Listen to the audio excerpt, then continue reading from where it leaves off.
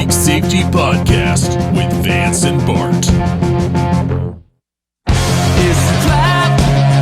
There's no comfort fitting in a fake safety that no one believes in.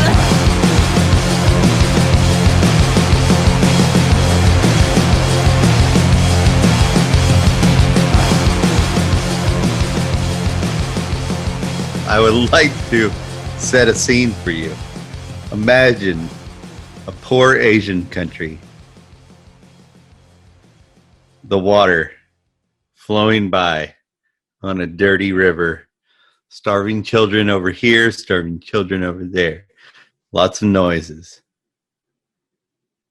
A shirtless American. Sweat glistening off of his skin. Muscles. Back muscles just ripped. And flexing. As the father from the 70s show comes walking through the crowd. Up until you said that, I thought you were like looking in my window, but you've lost me there. They're walking through a crowd of poor Asian people with their three-piece suits on and their flashy stuff.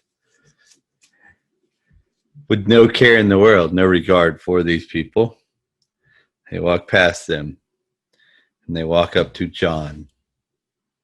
John who, you ask? John Rambo.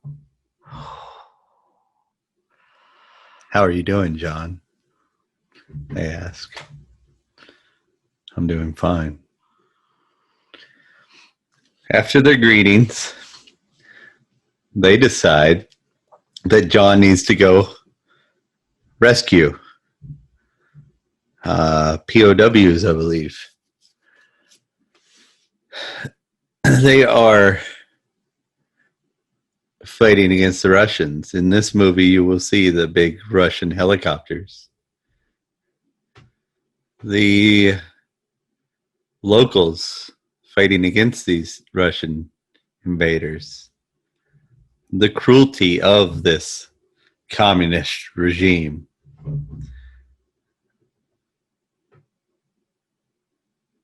And you will see Rambo describe why the Russians won't win to a Russian when he says, "You're not fighting another army. That you're fighting these people who live here. They don't have anywhere else to go. This is their home. They will fight to defend it to the last person."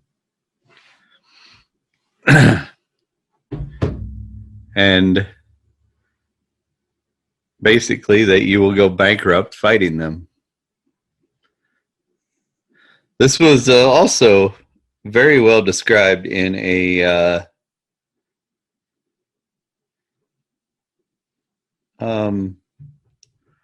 what would you call it? A memo, something, a decree written by bin Laden. The objective of bin Laden. It's to get an invading people out of the Holy Land. And he had found that the only way that he could beat this giant invading force was to use the same tactics he used against the last invading force. He may have been he miscalculated a little bit. He didn't realize that the communist invading force was going bankrupt from a calculation problem they have with economics, and the invading force that he was using and provoking to bankrupt itself, that the Americans were not capitalists, not communists. We were cronies, so it was going to take a lot more to bankrupt us. The calculation problem doesn't fully exist in our system. Anyway, so this was propaganda paid for by our taxpayers, Rambo 3, to explain to the public why we were paying these higher taxes for wars we weren't involved in, this, that, and the other, why their troops were being sent off to whatever, to train or protect these troops in a foreign nation, a rebel troops or whatever.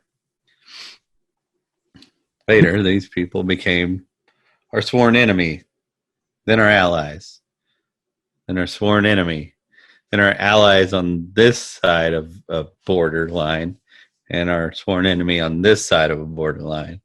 We're paying for them here, and we're paying for their enemy here, and they were fighting each other. And then that's kind of still happening today. So Except it's not the same border. So I know there was some interesting response with a lot of the political portrayals in that film, but are you saying that you're saying that Rambo 3 was financed by our country? Yes, it was financed through our military budget for intelligence and the PR propaganda. They call it PR, I believe, is the funding that it came through out of our Pentagon budget. But yes, Okay, it was paid for. Yeah. So this wasn't okay. So this is something. Admittedly, it has been 20 years maybe since I've seen that, but okay. So it wasn't just a bunch of folks who are very much like statists and for that particular war effort, just like being in support of that narrative. Like this was backed by the folks who made that narrative, right? Like It was. okay. This is a lot more common than anybody would like to think it is.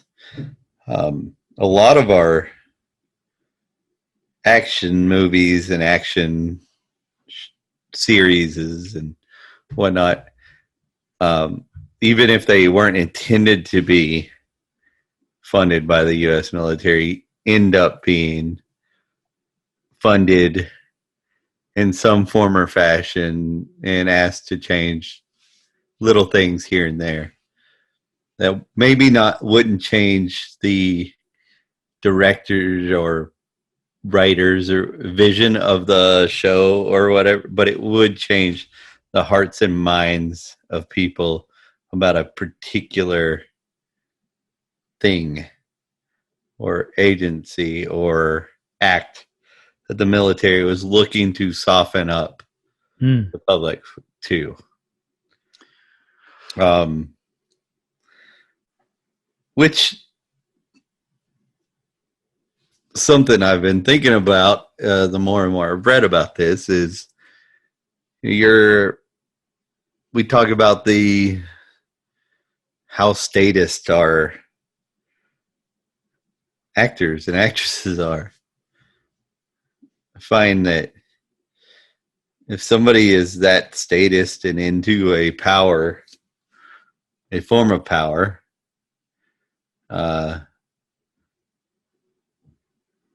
their minds are prone that way. They would probably be the ones that say a state organization was wanting this person to make it in the film industry as opposed to this person, right? If they're that involved, I wonder why the people who aren't statist tend to not make it in our film industry, right? The implication being that the state has just been Harvey Weinsteining Hollywood. Yeah. Yeah. And it's funny how powerful state people and people like Harvey Weinstein all have the same problem when it comes to being told no or she's too young or whatever, right?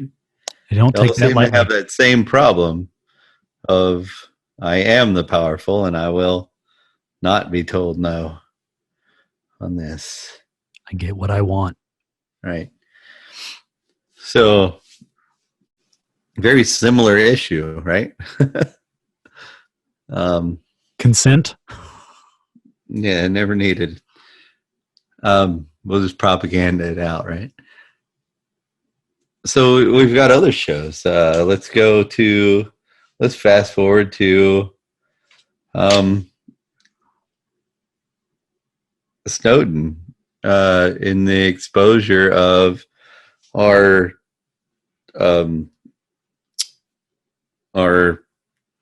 torture programs in the war in Iraq. What do you mean? Help me connect the dots There was here. a very popular show that came out around then. It was known as by a numeral named 24. I believe it was referring to the amount of hours that are in a day. And everyone you're not torturing is wasting. right. So the idea being a bad thing has happened and will be worse in 24 hours. There's no time for being civilized or couth about it, any of this. We need to get our information and get it now by whatever means necessary. And this show was designed and written for the express purpose of softening up the United States public to the idea of torture upon its enemies to get information. So, I mean, I don't think anybody who is paying attention is going to be in any denial that there are some interventions happening, right? Some favors being tossed and passed back and forth of, hey, maybe paint this a little bit differently, and this or that. Griggs from Rainbow 3. We need him to say this instead of that. You get the like government consultant, but like, is it favors if they're being paid for it? Well, that's what I'm trying to like. If it's a funding source, it's different. It's a very different mechanism than loyalty or something. If there is a financial incentive here, right? Like this doesn't seem like the typical backdoor deals. Who's going to notice this line? Like the picture you're painting here implies there's a huge budget. There's a bit more orchestration because, like, even folks that you would consider statist would probably say, yeah, there's some, quote unquote government consultant or something like that who make sure that things are clear to broadcast and all that. But from what you're saying, it sounds like there's a bit more like Machiavellian orchestration and puppeteering going on. There is. It was, I believe, movies like Top Gun really, really, really set it in stone. So Top Gun was funded by the Scientologists. Extremely, yeah. There was a lot of Top Gun's funding came from the recruiting budget of the U.S. military. They changed a few things in Top Gun.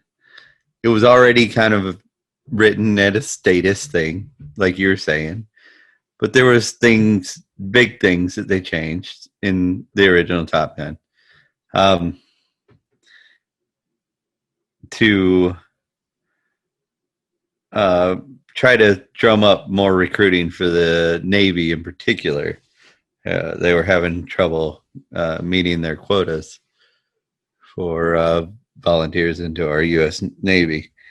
And Top Gun really turned that around for them. So a huge boost. And continue to be for years to come. So I think the military just learned a valuable lesson by that. Like,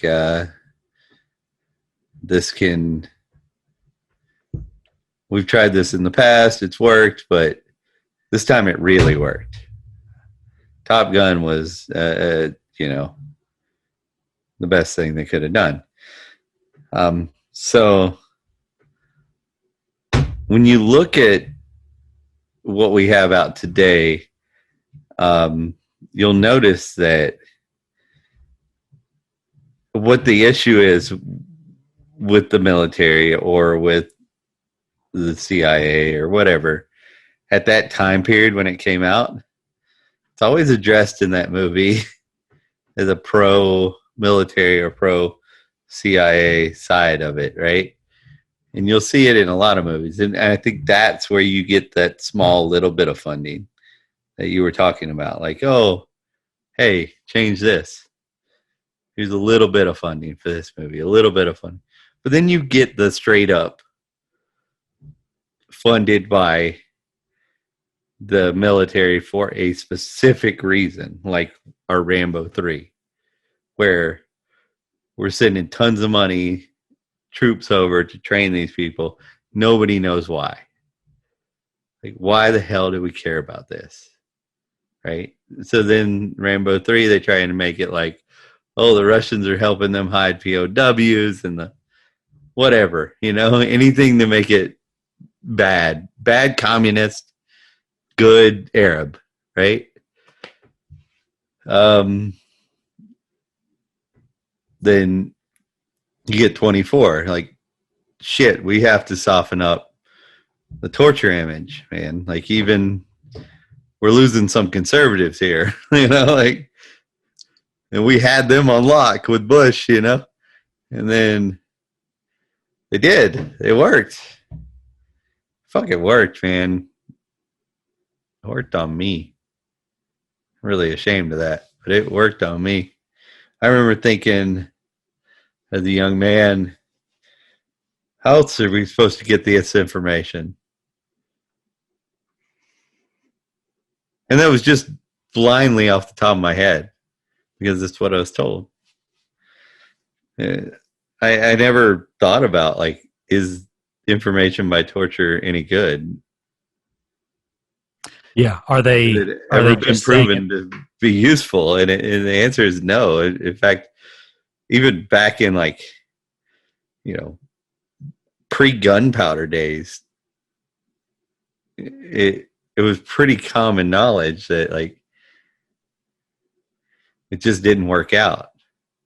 Like, yeah, kings always went back to it as they became more and more obsessed with power, but it wasn't about getting information that was needed. It was about creating fear among people to stop them from fucking around, But no, I mean, I can't think of any there's no credible historical proof of torture ever being a viable form of intelligence. Well, and I mean, you only need to look as far as some of these recent, documentaries, the true crime stuff, which in their own right, I know are also funded by some nefarious means, or at best just a pretty strict agenda for what they're trying to accomplish. But what they will at least highlight objectively is you'll see so many of these coerced confessions, right? And these are not even people who are tortured. These are, young people or people who are just sleep deprived or not incredibly strong intellectually. Many reasons. Even the strongest and most mighty can be tempted in certain ways, and it's not even, we're not talking waterboarding here, right? We're just talking putting somebody in a room without any lights, clocks, anything, and a few hours later they're like, I'll sign whatever it is, let me just get out of here. So I think, again, I couldn't say what as a net result of all these true crime documentaries coming out. I don't know in total what all positive or negative have come from this wave that we've had in the last few years, but that's certainly one that I think is an absolute positive, is this attention being shown to the idea that coerced confessions are rampant and problematic. And I don't mean problematic in the this is not PC way. So it stands to reason that when you're torturing folks, it's going to be even easier to produce just whatever information you want them to say, right? Right. Speaking of which, let me bring us to a point in time where there was one side of the country that was saying, we haven't been able to find weapons of mass destruction in Iraq. Where are they? We went to war with this country, and they weren't the Taliban. They didn't bomb the towers, but we were told it was important, right?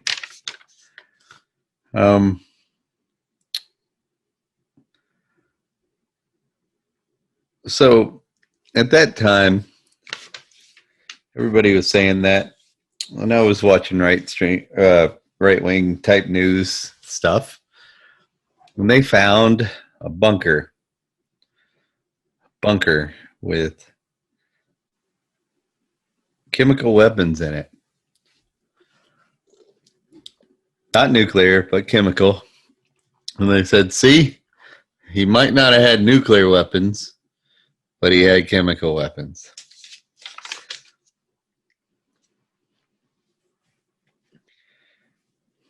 Now,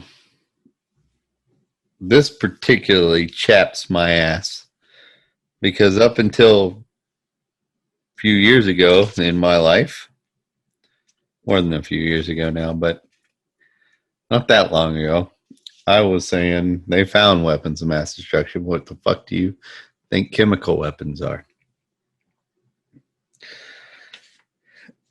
Turns out this bunker of chemical weapons was known by the UN inspectors to exist. When Saddam was ordered by the UN to disarm from chemical weapons and weapons of mass destruction, he said, here's my chemical weapons. What do you want to do with them? Put them in this bunker. We will lock them with a UN lock. Most of them are out of date and not even useful today anyway. And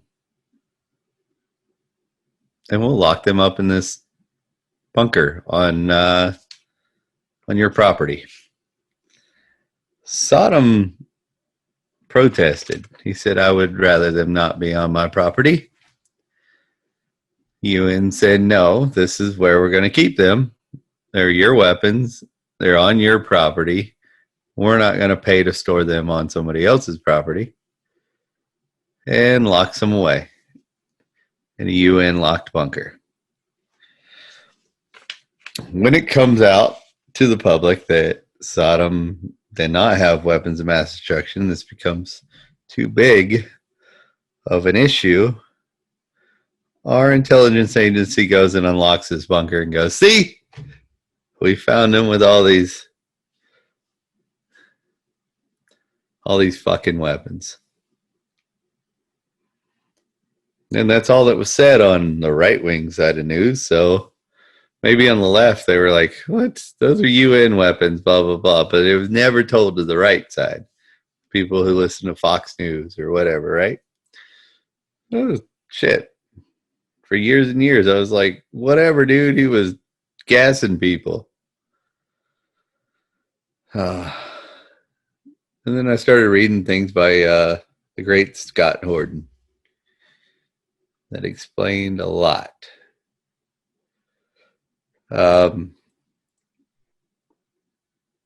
This pisses me off. These kind of things piss me off beyond belief because it got me. We have also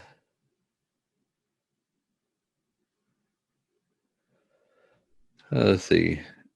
Most of those weapons weren't even functioning in there. That's Yeah, you were saying that they were like expired and stuff. yeah. So, which I think we could probably do a whole episode on the idea of chemical weapons and the science that most people don't understand behind a lot of them. But so is this was this revelation something you had sort of independently of reading Scott Horton's books, or was this something that you that came to light when reading his stuff? Or so before I read Fool's Errand, I came to the libertarian side of things through economics. Military is probably the last thing that I allowed myself to be aware of. And I fought it. Can I just go ahead and applaud your self-awareness there? Yeah, I did. I fought it with passion.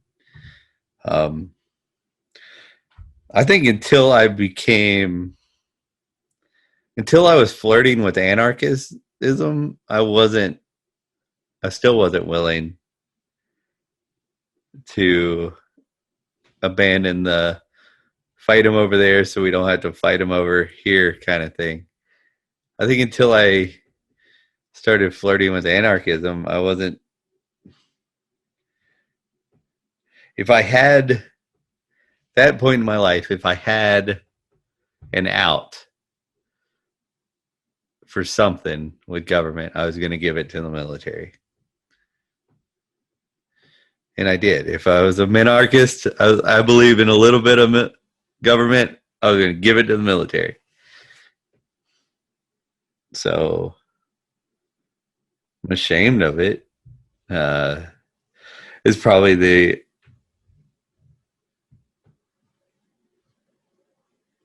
most evil thing that I've ever done in my life is speak good about things like that, promote those lies. I know it certainly killed people. I helped kill children, innocent farmers.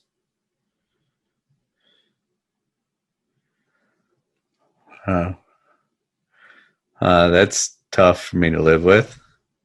I can only imagine what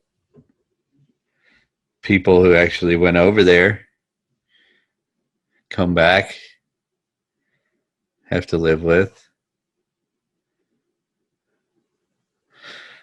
Especially the ones that come over. I mean, I know people who are in the Marine Corps who fought there that are now anarchists. I can't imagine like being so aware of what you were doing now. That's terrible. But the propaganda that were spit at school, I mean, even the draft, you're required to sign up. And if you don't sign up, $250,000 punishable by a year in prison. No, 5 years. Sorry, 5 years in prison, $250,000. People aren't getting those punishments, but they can. Don't sign up for the draft as a kid and then make it on the national news. Make it a thing. Make other people not want to sign up for the draft. See what they do.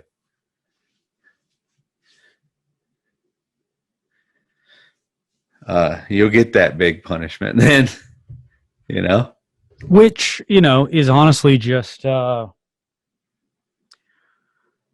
look at it as an annual subscription to an all-inclusive resort. It's $50,000 a year for 3 meals a day.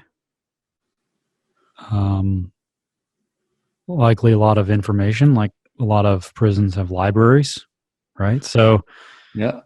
$250,000 a year. Or no, $250,000, right? 5 years.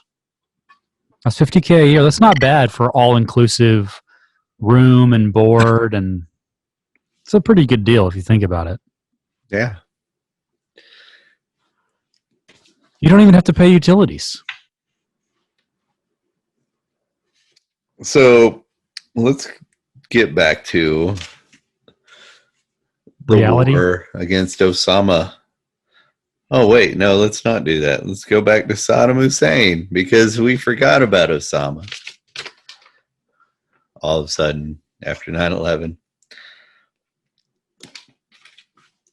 We have the daughter of a United States representative who is from Middle Eastern descent come up onto a press conference by the White House and speak about babies being pulled out of their cribs in the hospitals and thrown on the floor by Saddam's military and murdered. This woman, never been there, was not a resident, never seen a hospital there, much less a baby in a hospital there. This person was the daughter of a United States politician who was fed a line to say and was willing to do it. Absolute, complete lies. And caught. I didn't know about it until years and years later. I remember her saying it on the news, but I didn't know that everybody found out that it was fake. And that's what they count on. Yeah, people are probably going to find out, but most people won't know about it. They'll still go living their lives thinking these people were just killing babies. And when you sit back and think about it, how stupid is it? Like, follow the money, follow the logic. If you're inferior when it comes to money and manpower, why would you kill the babies in the hospitals?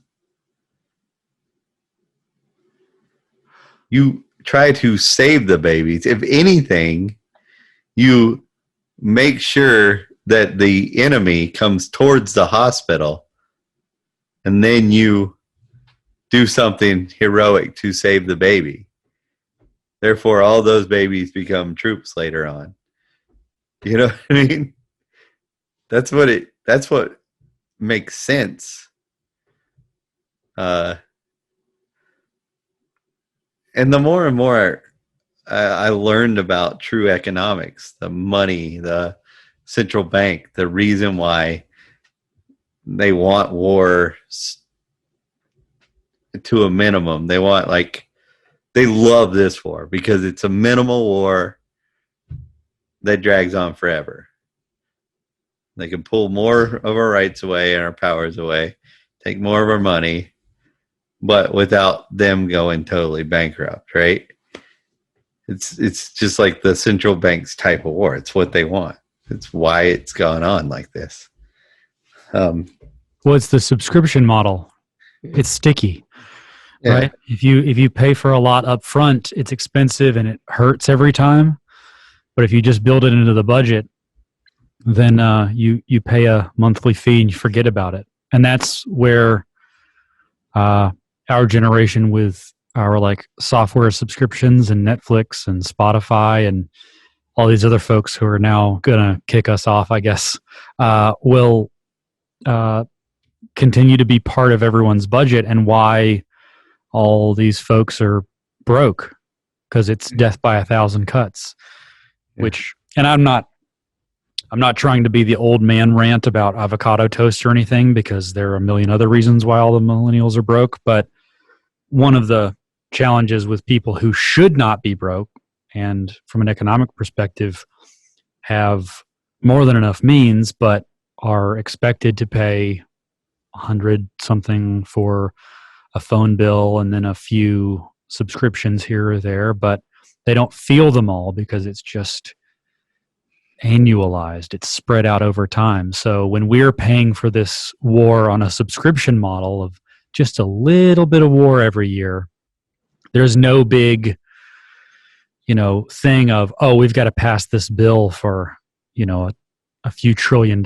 Like, we can only move the needle on that now with COVID relief, which is not COVID relief, but that's another day and another episode. So I get it. I get why, if you're in the game of how can we milk the most money, subscription.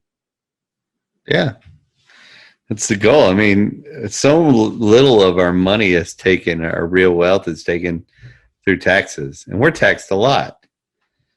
Most of our wealth is taken through inflation and cost of living is changed, we lose our money through the fact that every single thing we touch has already been taxed 7 or 8 times. So we're paying that. The people who make it don't pay it. They have to add it into the cost, what they're making for you, right? So if the company that produced the raw materials was taxed and their employees were taxed on every dollar they made, which goes into the taxes of what it costs to make the thing, and then the transport taxes, and then the interstate commerce tax, whatever fucking taxes hit it, the sin tax hit it, all these things add up. The people who enforce the sin tax get paid, then their income is taxed. All that is added into the cost of whatever the fuck you're buying. That's all taxes. It's not, you don't see it on your income statement, your income tax statement, but that's what you're taxed as a person in the United States. So, Effective tax, as we would like to call it. right. So when you start thinking about these things and adding these things up, it'll make you sick. Don't do it. Just don't do it, because you'll be pissed off. It's bad. It's not a rabbit hole you want to go down. I've gone down it. I don't like it. I don't want to do it again. And even at that, it's just estimates. You really can't figure it out, right? There are too many layers of abstraction, right? Because you said it yourself. Let's say it's something even as simple as, you said a place with raw materials, and then there's the people that work in whatever that is, and the shipping to that. Because like even something as simple as, a cable, a USB cable, right? That's got all of these different plastics and metals in it. even which is sort of formed like, God forbid we try and pick apart complex electronics, but let's just say a simple like USB cable where there's plastic, there's metals, pretty basic. Of course, there's obviously some like intellectual property to be had for various different connectors on the end, but for the most part, metal and plastic. So 2 raw material types, probably 3 or 4 variants of each, depending on what kind of part that is. And then how many employees at each of those places for operating different bits of machinery and people to supervise those folks, and the capital, the capital costs, the companies that make the machines that are made to make the cable, that are all that. Yeah, and every one of them's taxed. Every one of them. Like there's no, speaking to fellow like electrical principles, is like the idea of ground, right? Like so with electrical components. So for those of you who are not super familiar with electricity and electric current, is that grounding is a thing you've probably heard about, is that electricity is always looking for the ground. And this thought experiment is interesting because we never find the ground. We just like keep taxing through, and it's like, oh well, there's the machine, but those machines are manufactured by another company that's also taxed on their labor, which is also like, it just you can never find the end of it. So I can understand why you wouldn't want to go down that rabbit hole. It might be an interesting exercise for a future kind of breakdown. Maybe I can do it while you take a nap, so you won't have to be. It's tough. I've written it down before and just gone through it in my head of a simple project, and it all stems from the article iPencil. I mean, really, because it's just a beautiful article on how the free market works to make a pencil and how nobody really can make a pencil by themselves. Something that simple, right? And it's organic, it's beautiful, but when you add the monopoly on violence into that mix, there's also a element of evil in every step of that pencil. So what was beautiful has now got just a little bit of evil in every single step. If you guys haven't read iPencil, or just go on YouTube, there's a great little short movie, whatever. It's just the article, but it's a good visual to go along with it. Do it. It doesn't throw in government or taxation. It's just the organic cooperation done by evil capitalists to make a pencil. Most efficient way that society could possibly make a pencil, to keep the cost as low as possible, to bring up the quality of life for everybody. Just illustrates that evil capitalist thing that we do. Yeah, we can link that in the description. I think we can just link to maybe a video of that. So yeah. But back to the propaganda of war, we go to things like the CIA, the NSA. You were talking about how the government may fund movie shows, whatnot, and not be completely involved in it. Not be, take almost total ownership in it and complete funding, but fund it to an extent that they can make significant changes. So there's a comedy show out there. It was, I think I watched it on Netflix or something, but I don't know what channel it was originally on, but it's called Chuck. And originally it was just the CIA, and then this guy worked at a Best Buy equivalent, something called something else. Is a Geek Squad guy, right? Yeah. That kind of vibe. Yeah, and he sees a video or something, and these images get embedded in his subconscious where he can bring up like intelligence information on people as he sees them, just in passing. So it makes him very valuable to our intelligence agency.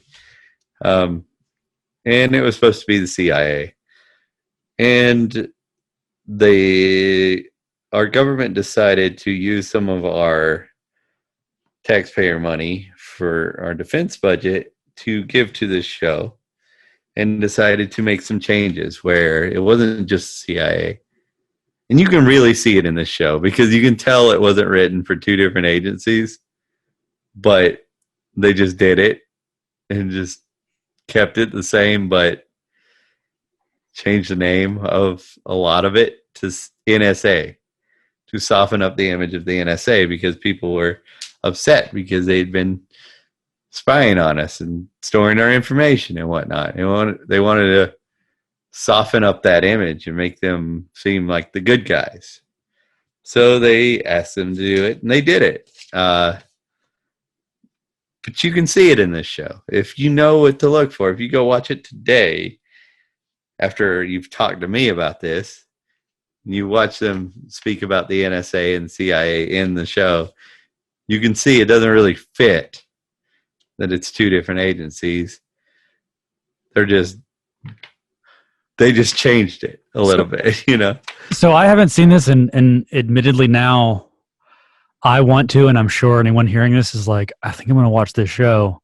So is it just he works for a single agency, but then they're like, the NSA is down the hall or something? Or he works for the CIA, or he gets recruited by the CIA. But the other guy who's trying to get him is NSA now. Or the other guy who helps is NSA. And then they just work together as one unit. But he's NSA and she's CIA.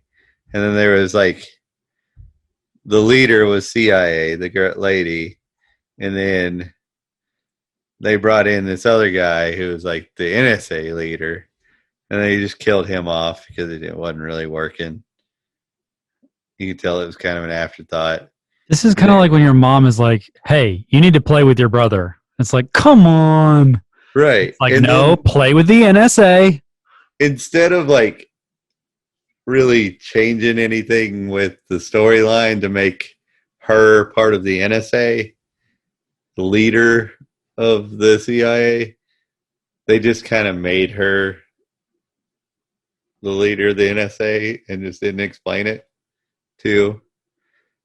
And just, yeah. And then it just became more NSA than CIA later. Because it's just too hard to try to even keep the CIA in it, you know? Well, yeah. I mean, I guess you can't go full on, right? You have to introduce it you have to couch it in the idea of, oh, this is an agency you kind of trust. Yeah. You know, we can't go full bore into NSA. So is that one was one where they wrote it for the CIA, but it just kind of got a little nudge there, pre-production. A little bit of funding here and there. Got some things changed. Yeah. So where does one go about finding some of these like insights? I'm guessing Wikipedia for, you know, this, you know, if Chuck, maybe NBC or whatever it is, but yeah, I'm guessing Wikipedia probably just, you know, go on the CIS website and just in their search engine go, what movies do you guys fund? I should write him an email, right? Yeah. The Freedom of Information Act, right? Can you declassify what you're funding right now? I want to know what's coming in the next season of Prime Time. Yeah. I get most of my foreign policy, whatever intelligence agency information through anything Scott Horton, to be honest with you. Antiwar.com. I ask everybody to go to that website, visit it multiple times. It has been, if it wasn't for so many people going to it, it would have been scrubbed from the internet a long time ago. There's been a big push by Google and other Facebook or whatever to push it way back on search engine lists. Recently, keep going. Just visit it. Nothing else, just to say thank you, Scott Horton. Yeah, can you get his books from that site? Articles, research information from that site. He did just release a new book. I believe most of us have read Fool's Errand. If you haven't, please do. But he has released a new book, Enough Already. Personally, I think that he is the best among us.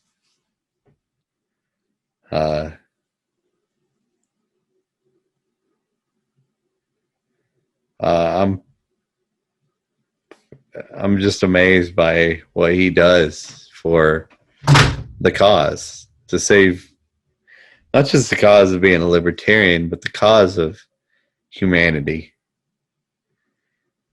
He just doesn't let any government get in his head. He's out for you and for me. His whole existence has been to fight against groups oppressing you, me, anybody, any individual. And he has taken a lot of serious hits because of it. And if anybody has a chance to meet the man, ask him one question about foreign policy, and you can talk to that man until the sun comes up the next day. He will sit there and talk to you forever. Amazing person. So we haven't done a Patreon. We haven't done a GoFundMe. We haven't done any of these things, but we've now done 5 episodes. I think it's time that we do set up a Patreon, and I would like to go ahead and set one up. Let's go ahead and say the first week of donations go to Scott Horton for the work he does and the fact that he got us to where we are today. So we're not just stupid people reciting things that we learned on Rambo 3. Well, if he's going to be fighting the good fight, that's why I was trying to figure out if his site has all his books and stuff on there, because I want to make sure that folks are getting to the right place and supporting. So I think that makes his sense. Book on Libertarian Institute.